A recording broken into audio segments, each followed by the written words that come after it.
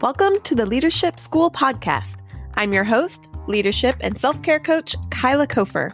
Here at the Leadership School, you'll hear leaders from around the world sharing their stories and expertise on how to lead with balance and integrity. Our goal? Teach you how to be an extraordinary leader.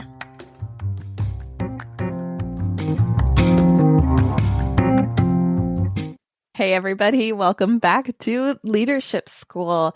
I am your host, Kyla Cofer, and like always, it is such a pleasure to be here with you and to connect with you in this space. So today I was remembering back in high school when I was on the speech team. I had been taking speech and I really loved it and found out my high school had this speech team and I thought, sure, I'll try it out. Knew nothing about it really. I'd never been on it. I think maybe I was like a junior and I was really unsure about it, insecure about it. I saw all these students who were really excelling at it and kind of seemed to know what they were doing. And I just floundered along. But I entered two different competitions, I guess, in the speech team. They have different areas that you can do. You can do like informative speeches, persuasive speeches, different types of speeches. I chose persuasive speech. We had been working on one in class. I'd prepared my persuasive speech, and my teacher had given me some guidance, and the guidance included, I don't know that this is a good persuasive speech. It's more like an informative speech, but I'm pretty stubborn. And I think that when I know something, I know it, right? I guess we all might do that in a way, but I did not listen to her advice. And I thought, oh, yes, I think I can make it. And she goes, okay. We'll find a way. And I also did what we called OID, oral interpretation of drama. And I worked with two other people and we did these kind of forward-facing sketches. We were really, really, really successful in ours. It was pretty entertaining. It was funny. We even won first place in one of the competitions. I wish I could remember all of our competitions and how that went, but we did pretty well. But I remember our very first speech competition. I showed up and I did my persuasive speech and I got last place. I mean, I bombed it. All the other students had their speeches memorized. I did not. I had not really rehearsed or practiced mine. I didn't have a clue what I was doing. It was really not very persuasive. I still remember the topic. I was very religious. And so I had done this speech on convincing people that I don't even know how I thought it was persuasive. Now that I'm thinking about it, the topic was love. And it was the 4 different types of love because there are different types of love. There's different words in Greek for love. And I learned this through my religion. And I wanted to tell people about that and convince people that there were different types of love, I guess. I don't know. But my speech was terrible. It was clearly nobody loved it. And I remember sitting in that classroom watching, because we had them at schools. And I remember watching other students give their speeches and they were good. They would walk around the room. I just stood up in one space and delivered my speech. They had their speeches memorized. And I thought, oh man, these people are really amazing. And I'm not doing so great. And so before I even get up there, I'm already talking down to myself, telling myself how terrible this is going to be. Then I get my speech, and of course it was terrible. I get last place. And so guess what I did? Well, I read all the reviews, and man, the feedback was really good. The feedback people gave me was extremely helpful. Now, I could have done something really great with that feedback. I could have taken that feedback, rewritten my speech, heck, created a new entire speech, and done something different. But what did I do instead? Oh, that's right. I quit. I quit the persuasive speech section. Now, I still did my OIDs with my team, and that was fun, but I just didn't even try again. I never tried to give that speech again. I never tried to persuade anybody in that again. Instead, I just said, I'm terrible at this. I can't do it. I failed. It's not going to go well, and I'm done. So fast forward now, and here I am, and I write speeches for a living and give talks for a living. And here I am thinking, man, if I could have tried again, if I would have not given up back in high school, I would have had so much more practice. I would have had so much better feedback. I would have had an opportunity there in a safe place to really put forth every effort that I could to keep failing or at least try and improve, but to try. But instead, I let my negative side win. I let my failures win. I let my failures speak loud enough that I didn't even try, which has really made getting into the speaking business a lot more challenging because I was not as versed in all these failures. Now, thankfully, I still, honestly, because that was such an impactful event for me, I still remember some of that feedback and am able to apply that to my speeches now, which is, it's just amazing that I can even remember that far back. But it was such a negative experience. You know how we hold on to those negative experiences, that I have been able to use some of that advice. And maybe I just remembered it so that I could have it for this moment. But I cannot help but think, what would have happened if I would have just not given up? You know, we're faced with a lot of failure in our lives. We're faced with a lot of negativity. We're faced with a lot of times where we just don't know what the heck we're doing, what situation we're about to enter, what's going to come next. We don't know. You can never know. But to quit, to give up just because it went badly, I'm not proud of that. I'm not proud of that moment. And so my hope in sharing this story is that you can maybe learn a little bit from that experience, that you can think, okay, I'm going to really fail here in this moment. And that's going to be okay, because what is this going to do for me? What does failure do for us? It teaches us. It pushes us forward. It helps us improve. It helps us grow. I would have way rather have failed on the speech team in high school in a low-risk situation than fail on a stage in front of thousands of people. I would have way rather failed and gotten bad reviews and kept trying and maybe got 10th place instead of last place, then maybe 5th place.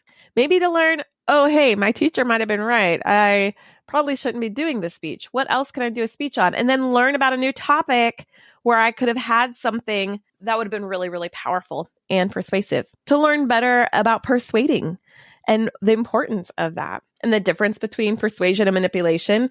I've asked a lot of guests about that because I think that's important to know and to talk about. But think about all the lessons that I could have learned had I not given up. Now, because I did give up, I did still learn a lot of lessons. I learned that I don't feel good about myself when I give up. So I've learned that I don't want to be that person anymore. I've learned that I was that person before. I've tried that. It didn't work for me. So now I'm going to try something different. I'm going to show up. I'm going to fail. Something's not going to go right, but I'm going to try anyways. And when it doesn't go right, guess what? I'm going to do it again. I'm going to try a second time. I'm going to try a third time, because that's what practice is. It's just failing over and over and over until we finally get it right. And that's what we're going to do here in our leadership when we're going to show up every day. We're going to make a mistake. You're going to have to apologize to someone. You're going to have to go back and go, that decision was the wrong one. That did not work out. And that's not something to hang on to shame yourself about, to shame other people, your employees, your coworkers about, to feel bad about forever and ever and ever. You just say, okay, now let's break this down. What did this failure teach us? Me quitting taught me that I don't want to be a quitter. Me failing taught me that when I'm in front of a room full of people, I want to have my speech memorized. Me failing taught me that sometimes people who have more experience than I do should be listened to. I can still see my teacher's face in front of me. Mrs. Wynn, thank you. You were amazing. My failure taught me when I'm standing in a room front of people to move around. That you don't have to stand there frozen like a statue. Take a few steps. Be intentional about your movements. It's really helpful when you're on a stage. My failure taught me the importance of trying, the importance of not giving up, and the importance of believing in myself. That when I don't believe in myself, that's how I show up. I show up without that belief. But when I do have belief in myself, like I did with my OID team, and you want to know why we were successful on that team? Because we practiced a lot and we worked together towards something. It taught me that failure doesn't have to be the end of the game. Failure is just the beginning of the dreams that we have, the things that we're wanting to pursue, amazing goals, making a difference in our lives, making a difference in the lives of the people we're around, in our communities, in our jobs.